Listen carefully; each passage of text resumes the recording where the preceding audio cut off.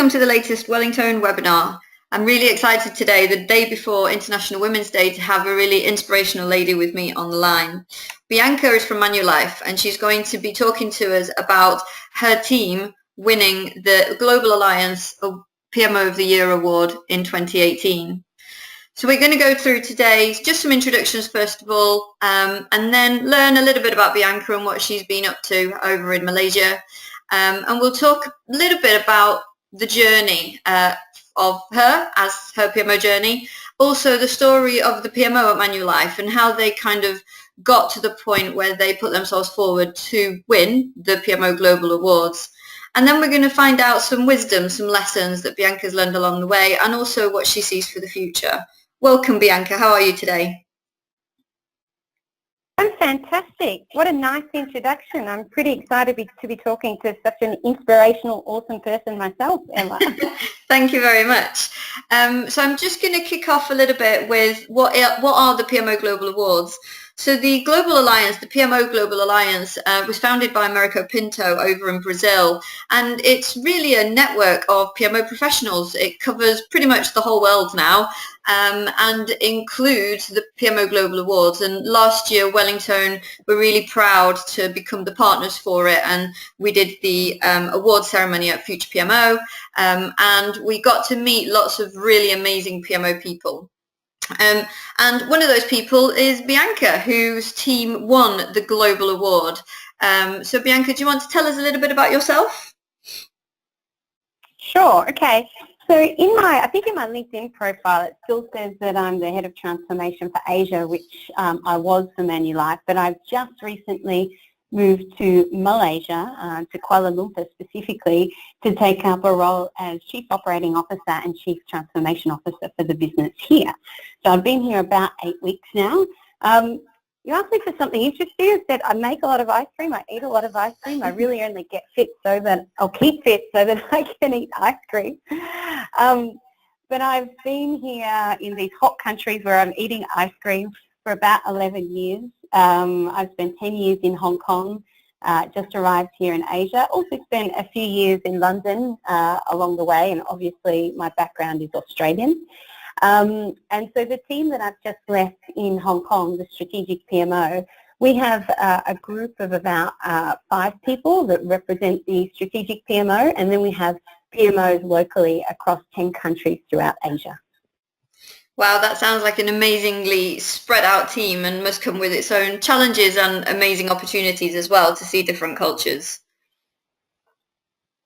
Oh yeah, it's awesome. I mean, we've learnt so much by working with different people, and every experience that you have in every country is completely different a lot of the time because, you know, they have different levels of maturity and their culture's different, which impacts, you know, the way they think and people get things done. And it's interesting, you know, learning how to work together with people. It's been so much fun.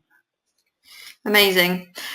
So what we tend to find is that people tend to fall into PMO and kind of never manage to leave in some cases. What's your story? How did you get into the industry? So I guess I started in strategy, and strategy sounds really sexy. Like there are a lot of people, if they can choose to go into projects or choose to go into strategy, they go to strategy because it sounds cool, and strategic planning, M&A, divestments. I did all of that. But at that point in my career, you know, it's a lot of executives with a lot of dry material in rooms and me sitting in front of a computer at night very late on my own. And then when you have documented all of this stuff about the strategy and it gets to the end of the year and everyone's talking about what they did, you don't really feel like you're a part of that. So I didn't feel connected to the organisation, and the work itself was interesting, but I was bored in the sense that it wasn't really a challenge for me. So I wanted to do something that I could be proud of, where I could say, yeah, we really did that. We made that happen. And that's why I moved into delivery. And so, you know, I did everything. I was a BA, I've been a PM, change management, program manager on, you know, like local programs in Australia, then large complex programs throughout Asia, and then moving into PMO and more portfolio management. And now where I am right here, a whole different view again, right? So I'm seeing it go from strategy to execution into BAU, where you actually see the impact every day, like in the everyday BAU life cycle of an organisation. So, it's a great role, and I'm really interested to see that evolve. I never thought I'd end up here, actually.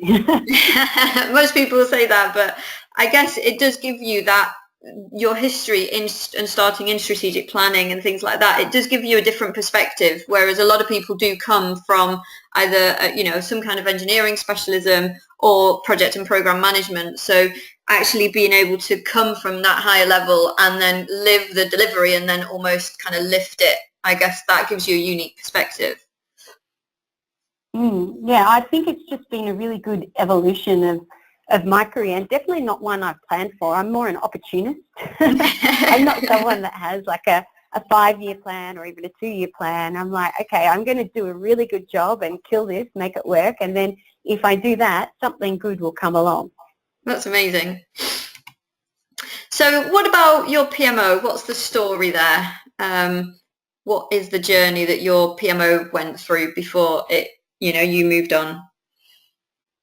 Well, I remember when I started, so about 3 years ago, when I was running around these 10 countries. There was nothing there. There's some global policies that came out of Canada, but there was nothing really at an Asian level that said anybody really had a view as to what was happening. So I'm running around after people with these spreadsheets, getting them to fill in these templates, and then coming back and trying to present them to the executive with, all of these COOs and CEOs in country going, that is totally wrong, and looking a bit silly. So I was like, okay, I need to get my arms around this, and it can't be my accountability, because that's how it felt at the time. We need to make that accountability shared accountability throughout the PMOs in Asia. And so we did start a bit backwards. You should be really going people, process, technology, but we really started with the technology because we were in a position where we needed to understand what was actually happening, like what were we doing, who was working on it, how much were we spending. And at the time, we didn't have a great idea of that, and whether that was actually moving us closer towards our strategy at the end of the day.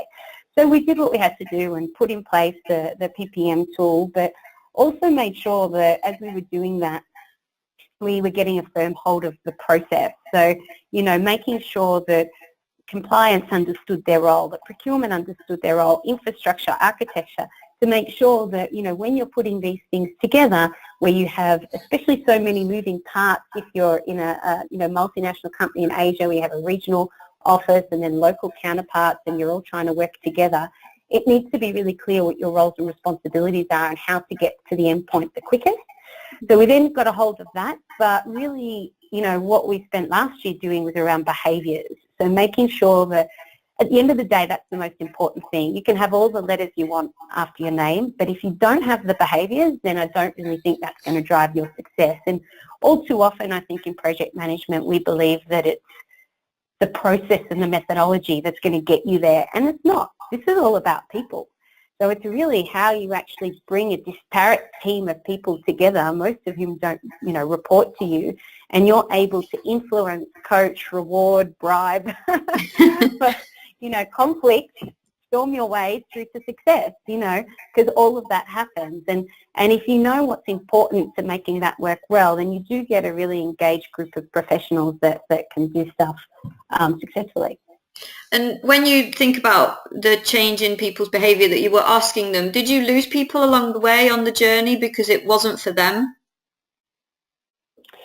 Look, I would say that we went pretty hard at the beginning, and there was the potential for us to lose people, right? Because, we were very ambitious. With the PPM specifically, we were like, all right, 5 months from design to launch, including pilot, we were going to have this in 10 countries, which hadn't actually been done before in Manulife, that delivery of that much of anything, even an internal tool, so quickly. So we almost lost some people along the way because, there was resistance for some, very real reasons that because of our desire to get it done quickly, we, could have potentially ignored, but we didn't. we made sure that what we were doing along the way was listening to what people's concerns were. And though it wasn't easy at the beginning, I think as we grew to trust each other more, I think all of the teams feel that we have a really good working relationship now, because they know we're not here to police them. I don't want that role. You know, I really don't want to be the bureaucrat. We just want to help make it easier for them to get their job done, because at the end of the day, it's the people in the country that execute on strategy, right? And we shouldn't be impeding that. And the team that went through it is now being headed up by your colleague Leighton. Are they still developing? Is there still work to be done? Oh, Leighton has so much work to do, and Leighton's been critical to all of this, right? You know, we've been partners in crime throughout all of this, as well as the heads of the PMO heads in all of the countries, who have really supported the vision and made sure that they've communicated the vision. But Leighton makes sure that what we're putting in place is not heavy, and is really a framework for success that countries are able to, you know, maintain and drive themselves, and that they don't necessarily have to do all the heavy lifting there. So, you know, we'll put some of the support pieces in place so that they can latch onto it and just, again, focus on executing, because that's really what they need to be doing. Amazing. Sounds like a very interesting journey. So you got to a point where you thought, you got to a point where you guys thought, do you know what, we are awesome at this. Let's put ourselves forward for an award. So what was the driver for that, and why the Global PMO Awards? So we didn't get to a point where we thought we were awesome. I mean, I remember sitting down with Leighton when, you know, he was still interviewing, he hadn't joined yet. And I was sitting there, I was like, Leighton, we can't just make this a good PMO. I'm not just trying to build the normal PMO with policy and procedures and framework. Like, we want this to be the best. Like, in 18 months, we want to be able to evidence that what we've done here is world beating, you know.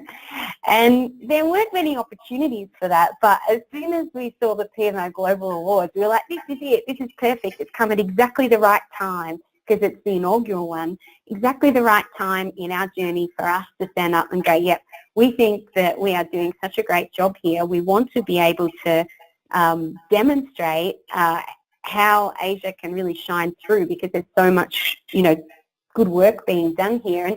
And we've both been burned by, I think, overly bureaucratic PMOs before. So from the very beginning, we had a clear vision that what we wanted to create was something that was easy to digest for people and achieved. You know, you didn't have people questioning the value all the time of what the PMO does, which you see in so many places. Mm-hmm. Absolutely, and that's how you created that living, breathing culture, really, and that's where I think a lot of PMOs struggle, is to actually change the organisational culture to kind of acknowledge the value that PMOs bring. Did you find any particular challenges in trying to change culture?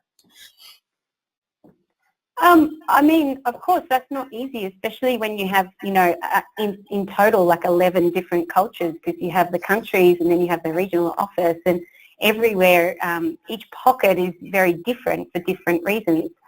So, yes, but I think, again, that's about bringing people on that journey with you and making sure that you're listening, really listening to what they're saying, listening to what it is that they want and what they don't want. And not necessarily you're always going by that, but being able to explain why you're going in a particular direction and demonstrate the value of that direction.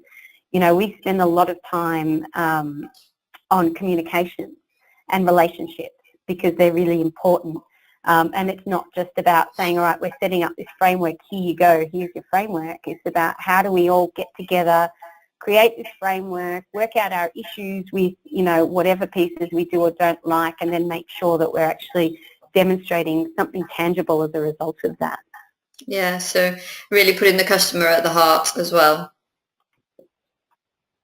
Yeah, exactly. Like, it's, I mean, execution is all about people, and PMO is no different. Mm-hmm. And I think it's very easy to paint yourself into a corner where this is what PMO looks like. And I think now, you know, I'll probably say it a few times today, we need to think about how we can break some of those things so that you can actually build it into the culture of the organisation rather than building it on top of the culture of the organisation.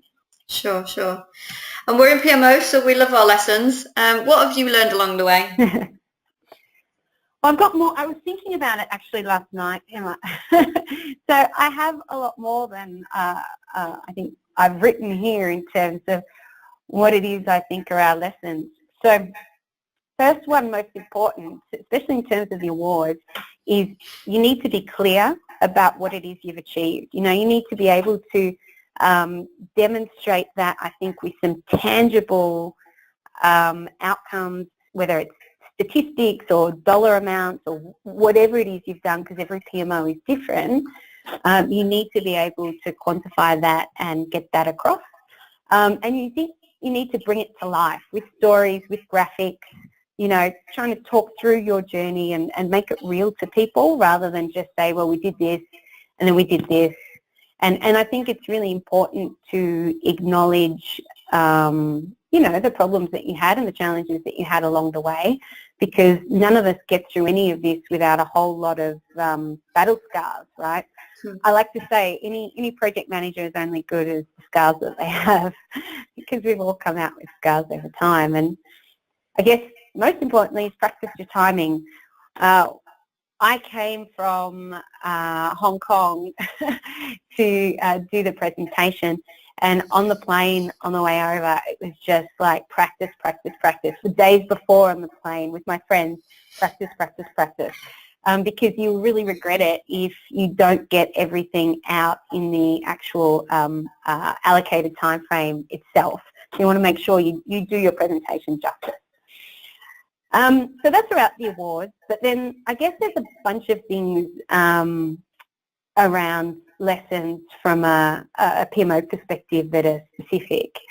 And I want to credit Leighton. I mean, Leighton deserves credit for all of this, but I want to credit Leighton specifically on this one because he is obsessed by benchmarks. He loves a good survey, Leighton does. So we benchmark everything.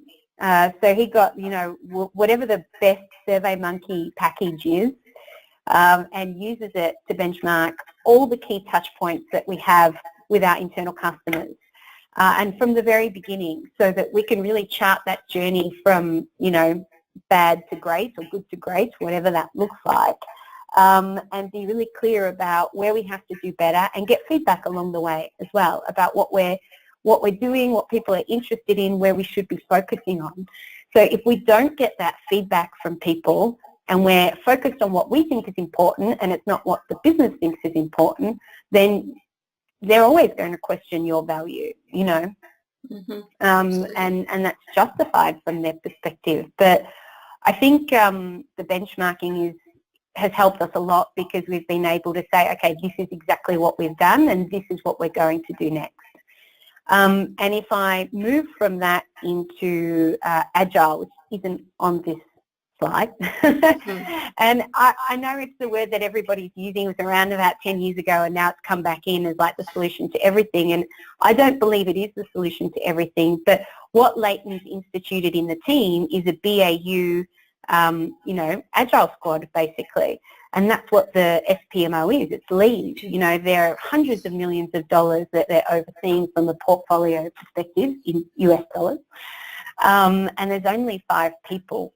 And so they run like any other squad would. They have a backlog. They prioritise that backlog. They have sprints. They go through and produce the outcomes. And every month they do a communication saying what they've achieved out of that sprint. And that makes them sure that they're actually delivering on what their customers have asked for, as well as any internal needs that we might have, and that they can say, all right, guys, this is what we did. So they're not just a PMO that's plodding along, that's so big, because we both got burnt by PMOs that were so big and had such big central teams that all these teams had to do was pump out policy to these tiny PMOs, whether either they were in countries or functions, that didn't have the capacity to be able to meet all of those policy requirements. So the Agile way of working can be done BAU in a PMO, and for our PMO it really, really works. And then the other big lesson that we've learned is around communication. So I've got 2 points here, and I think I've said one probably a few times. Listening to people, talking to people, getting feedback from teams, and everyone will have a different way of doing it. You know, we'll have calls where we have 10, 20 PMOs on a call, and look, the culture is a little bit different, you know, and not everybody knows each other face-to-face because we're all virtual, and cultures are different, so we don't necessarily always get the feedback that we need on some of our calls, which is why, you know, Leighton has one-on-ones with a lot of people, and we'll approach kind of key thought leaders for feedback on things, or we'll do the surveys to survey a subsection of a community on something, just to make sure that we're really understanding what it is people want. And I guess the other thing, and this is my number one when it comes to PMOs, man, I mean, really people deserve communications that are good. You know, they don't deserve really long emails, a long word policy documents in Times New Roman font, you know, that go up to section 3.4.6. I mean, you don't expect your customers, your external customers, to read like that. Why do we expect our internal customers to work like that?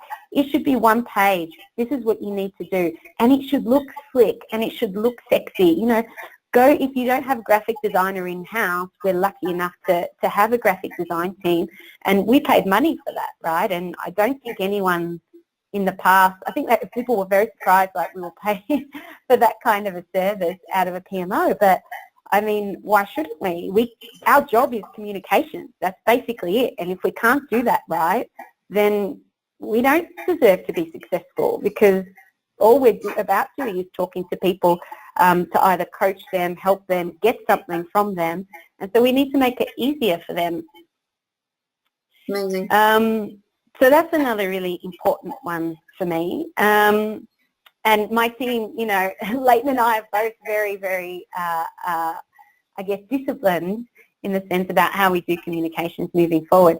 And now senior management is the other thing. It's really important. If they don't understand it, if they're not on board with you, if they're bringing you in as a PMO because they think they're supposed to do that, but then they don't really care and they ignore everything you're trying to tell them, and they only want the bureaucracy and the process part of it, and that's not really what you're there to do at the end of the day, then, you know, I don't think the PMO brings in much value just as that process machine, and that's why we do get questions so often, and especially when these process machines become empires and get bigger and bigger. So firstly, you need to have senior management that understands execution and actively supports you and what you're trying to achieve. And if that doesn't happen, then I think I say it there, get out. Like, it's not worth it. It causes you too much pain, and you're not going to be able to be successful there in a way that's fulfilling for you. Yeah, no, I think quite a lot of PMO people, we're all in it because we're passionate about it, not because we want the 9 to 5. So I think it becomes extra challenging when you don't have that support at the senior level, when you're trying to do the right thing, and for whatever reason, history, experience, they don't get it. So I totally agree with you. They put you in this corner that you just can't get out of. They do sometimes. So with all of that being said, what do you think is in the future? What is the future of PMO in your view? Yeah, so I think PMO as we know it is going to change a lot, and I think that's mainly because of technology. So, you know, you can have any kind of PPM tool you like.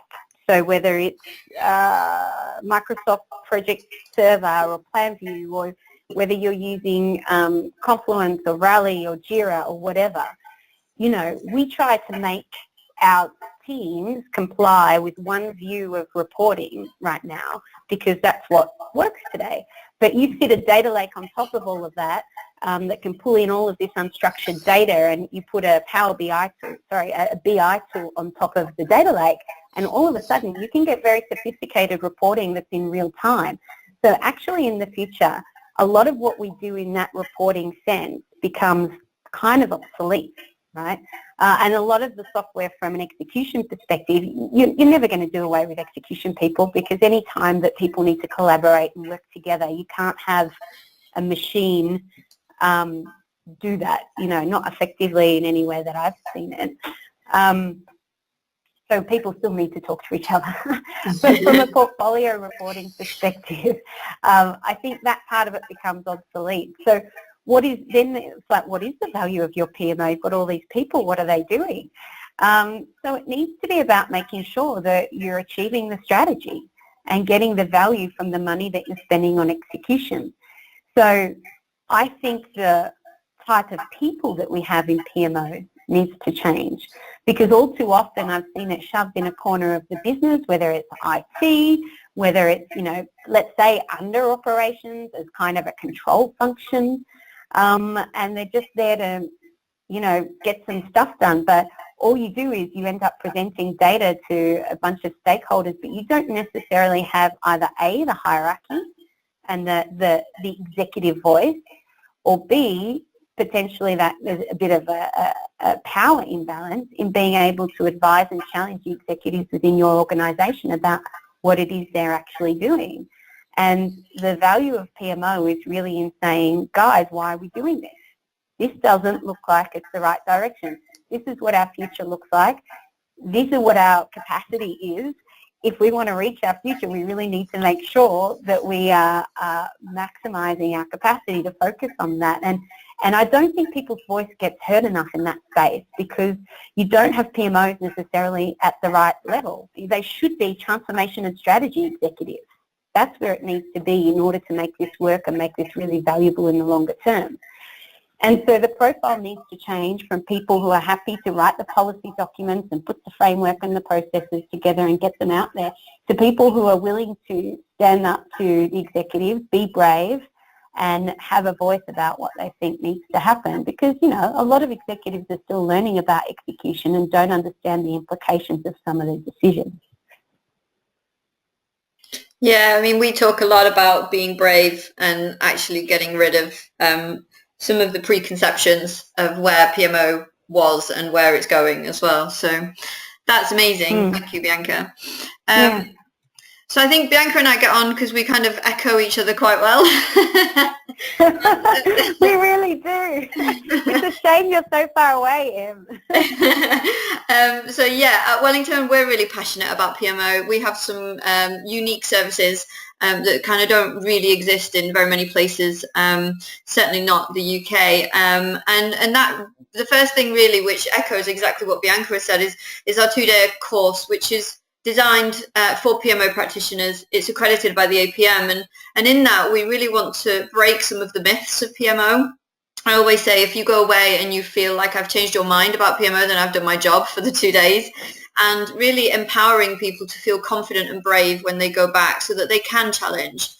And then sometimes after that, we then work with PMOs to go through a maturity assessment. So again, kind of mirroring what you said, Bianca, about the importance of benchmarking. We can benchmark your organisation, your PMO, against 700 others that have either gone through the same process or answered some key questions in our survey.